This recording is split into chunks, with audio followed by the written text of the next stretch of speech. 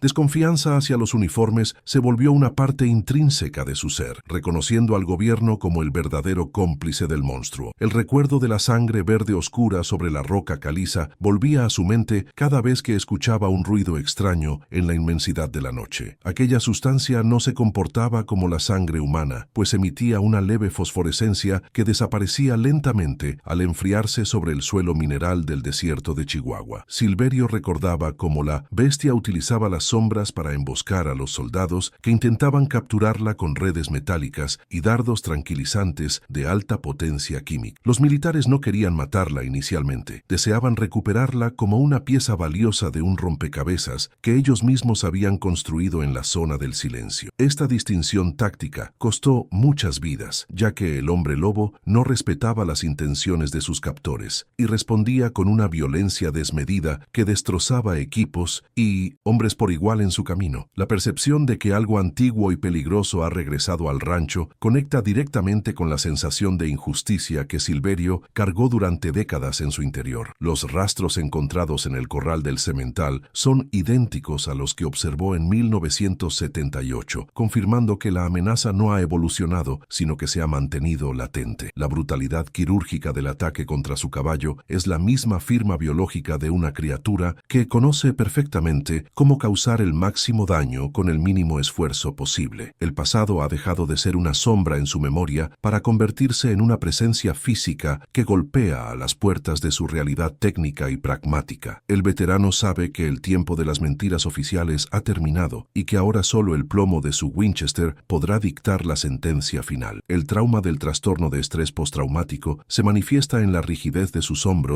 y en la agudeza visual que le permite detectar el más leve movimiento en la oscuridad. Silverio ya no ve el mundo a través de la lente de la normalidad, sino como un campo de batalla donde cada textura y cada olor son indicadores de una posible emboscada táctica. La reaparición del hombre lobo valida sus sospechas de que el proyecto o la mutación biológica nunca fue erradicada por completo de las entrañas de la sierra. El silencio del gobierno durante todos estos años no fue una señal de éxito, sino una espera cobarde ante el inevitable resurgimiento de un depredador que no puede ser controlado. La determinación del viejo se fortalece al comprender que él es el único que posee la experiencia directa necesaria para enfrentar a este horror original. Las pesadillas de Silverio siempre terminaban con la misma imagen, los ojos de la criatura reflejando la luz de una hoguera mientras el mundo a su alrededor se consumía en llamas. Esa conexión visual fue un puente de reconocimiento mutuo entre dos cazadores, que entienden el lenguaje de la violencia y la soledad absoluta en el desierto. La bestia lo reconoció en la mina y él la reconoció a ella, estableciendo un vínculo de sangre que solo podría romperse con la muerte definitiva de uno de los dos contrincantes. El regreso de la amenaza es una invitación al duelo final, un ajuste de cuentas que ha esperado 40 años para materializarse bajo el cielo estrellado de la Sierra Mojada. El veterano acepta el desafío con una calma gélida, preparando su espíritu para una lucha que trasciende la simple supervivencia física en este territorio hostil. Al cerrar el baúl de sus recuerdos, Silverio siente que el peso de la responsabilidad histórica se asienta firmemente sobre sus hombros, dándole una nueva razón para empuñar su fusil reglamentario. La memoria de los caídos en la mina de Barita exige una justicia que nunca llegó por los canales oficiales del gobierno mexicano en Coahuila. El aislamiento de su rancho se transforma ahora en una ventaja estratégica, permitiéndole operar fuera del alcance de los ojos indiscretos de los militares que seguramente ya están en camino hacia la sierra. El hombre y el perro se preparan para lo que vendrá, sabiendo que la noche no solo trae oscuridad, sino la oportunidad de redimir un pasado marcado por el silencio y el miedo impuesto. La batalla final se perfila en el horizonte y el cazador veterano está listo para reclamar su territorio con el fuego de la verdad. El aire nocturno de Coahuila arrastra un eco lejano que suena como el lamento de una civilización que ha perdido el control sobre sus propias creaciones monstruosas. Silverio ajusta la correa de su Winchester, sintiendo el frío del acero contra su piel como un recordatorio de que la única ley válida en la sierra es la de la supervivencia del más apto. Los secretos enterrados en la zona del silencio han brotado con una fuerza renovada, reclamando su lugar en un presente que los creía olvidados bajo capas de asfalto y progreso tecnológico. El veterano sabe que no habrá medallas ni reconocimientos al final de esta jornada, solo la satisfacción amarga de haber cumplido con un deber que otros abandonaron por cobardía o conveniencia política. Con la mirada fija en los riscos de calcáreo, el hombre espera el primer movimiento del hombre lobo, listo para escribir el capítulo final de una historia sangrienta. Don Silverio abandona la seguridad de los muros de piedra del rancho cuando la luna se posiciona en el cenit de Coahuila. El viento seco acaricia el cañón de la Winchester Model 1894, un arma que se siente como una extensión natural de sus propios huesos endurecidos. Camina con una economía de movimiento aprendida en las patrullas rurales, evitando las ramas secas de gobernadora que podrían delatar su posición táctica ante el enemigo. Brutus avanza a su costado izquierdo, convertido en una masa silenciosa de músculos en tensión permanente bajo la luz estelar que baña la Sierra Mojada. El aire transporta el aroma del polvo mineral y el olor metálico del aceite de armas, creando una atmósfera de anticipación letal en el desierto. Cada paso es una decisión calculada por un hombre que entiende que el menor descuido será cobrado con la vida en esta cacería definitiva. El rastro de sangre verde oscura gotea sobre las piedras de calcáreo, creando una guía viscosa que se interna en lo más profundo de la cañada. Silverio utiliza una linterna de mano con el lente cubierto por un filtro rojo para no sacrificar su visión periférica durante la persecución táctica. Cada mancha en el suelo es una firma biológica de una criatura que está perdiendo fuerza, pero que mantiene una peligrosidad extrema en el terreno accidentado. El cazador analiza la dirección de las huellas, notando que el hombre lobo ha comenzado a arrastrar una de sus extremidades traseras debido al impacto previo. El aire se vuelve más pesado y húmedo a medida que se acercan al lecho de un arroyo seco, donde la vegetación de Minenstein's mezquites se vuelve más densa y opresiva. Brutus mantiene el hocico bajo, procesando los químicos del rastro con una intensidad que eriza sus músculos. El silencio de la Sierra Mojada es interrumpido únicamente por el crujido rítmico de las botas del veterano sobre la grava fina del desierto. Don Silverio sabe que la bestia lo está esperando en algún punto donde las sombras de las rocas ofrecen una ventaja estratégica para una emboscada repentina. Sus ojos, acostumbrados a la penumbra, escanean constantemente los riscos superiores, buscando cualquier silueta que rompa la línea natural de la formación montañosa de Coahuila. No hay aullidos, solo el latido sordo del propio corazón que parece sincronizarse con el ritmo de la cacería que se desarrolla bajo las estrellas. El hombre siente el frío del acero del fusil contra sus palmas, una sensación reconfortante que le recuerda su propósito en este territorio hostil. La naturaleza parece contener la respiración ante el inminente choque entre la inteligencia humana y la fuerza bruta de la criatura. De pronto, Brutus se detiene en seco, emitiendo un sonido que es más un aviso de combate que un gruñido ordinario de perro. El animal clava sus garras en la tierra, bajando el centro de gravedad, mientras sus ojos ámbar se fijan en un amontonamiento de piedras al final del desfiladero. Silverio percibe un olor almizclado y rancio que inunda el ambiente, indicando la presencia cercana de la bestia que ha estado rastreando durante horas. El veterano apoya la culata del fusil en su hombro, ajustando la mira hacia el punto de mayor oscuridad entre las rocas de calcáreo grisáceo. Un movimiento sutil, casi imperceptible para un ojo no entrenado, delata la posición de la masa biológica que acecha desde la penumbra. El aire se carga de una tensión eléctrica que precede al estallido de la violencia necesaria para reclamar el dominio del territorio. La criatura emerge de las sombras con una velocidad que desafía la inercia, revelando una silueta que mezcla lo humano con lo puramente bestial. Su piel ceniza refleja la luz tenue, mostrando cicatrices profundas que recorren su musculatura expuesta y tensa como cables de acero bajo tensión. No hay rastro de la elegancia de los mitos, solo una funcionalidad biológica brutal diseñada para el desgarre y la trituración de tejidos vivos. Don Silverio observa las manos de la bestia, cuyos dedos alongados terminan en garras negras que golpean rítmicamente contra la superficie de la piedra caliza. El hombre lobo emite un sonido gutural, una vibración profunda que parece un intento fallido de articular palabras con una garganta que ya no es humana. La confrontación es inevitable ahora que ambos depredadores se encuentran cara a cara en el corazón de la sierra. Silverio reacciona con la precisión de un mecanismo de relojería, lanzando una de sus armadillas de mano hacia el camino probable de carga de la bestia. El acero de la trampa brilla fugazmente antes de quedar oculto bajo el polvo fino del arroyo seco que divide el campo de batalla. La criatura lanza un rugido que suena como el crujir de madera vieja bajo una presión hidráulica inmensa, lanzándose hacia adelante con una ferocidad incontrolable. Brutus intercepta el primer avance, chocando su cuerpo de 65 kilos contra el pecho de la bestia en un impacto de carnes y huesos. El sonido del choque es seco y violento, seguido inmediatamente por el chasquido de las mandíbulas del perro buscando un punto vital en el cuello del intruso. La batalla se transforma en una masa confusa de movimiento, sangre y gruñidos que satura los sentidos del cazador. El veterano espera el momento exacto, manteniendo la calma gélida que solo otorga la experiencia de décadas combatiendo en las fronteras más peligrosas del desierto. Cuando el hombre lobo logra sacudirse a Brutus, exponiendo su flanco derecho, Silverio aprieta el gatillo de la Winchester con una suavidad letal y decidida. El fogonazo ilumina la cañada por una fracción de segundo, revelando la expresión de dolor en el rostro deforme de la criatura biológica. El proyectil de calibre .30-30 impacta con un sonido sordo, provocando que la bestia se tambalee hacia atrás mientras un chorro de sangre verde oscura salpica las piedras. Sin embargo, la criatura no cae, demostrando una resistencia física que supera cualquier parámetro natural conocido por el hombre en Coahuila. El ciclo de la palanca del fusil resuena con un eco metálico, introduciendo una nueva bala. La bestia responde al dolor con una furia renovada, ignorando la herida en su costado para lanzar un zarpazo que roza el brazo del veterano cazador. Silverio siente el calor calor del aire desplazado por la garra, retrocediendo con agilidad mientras utiliza la culata del arma para golpear el hocico de la criatura. El impacto del metal contra el hueso produce un crujido seco que obliga al hombre lobo a retroceder unos metros sobre el terreno accidentado. Brutus regresa al ataque, mordiendo una de las patas traseras del monstruo con una fuerza esmagadora que busca inmovilizar a la presa por completo. El perro de presa canario demuestra por qué es el compañero elegido, manteniendo el agarre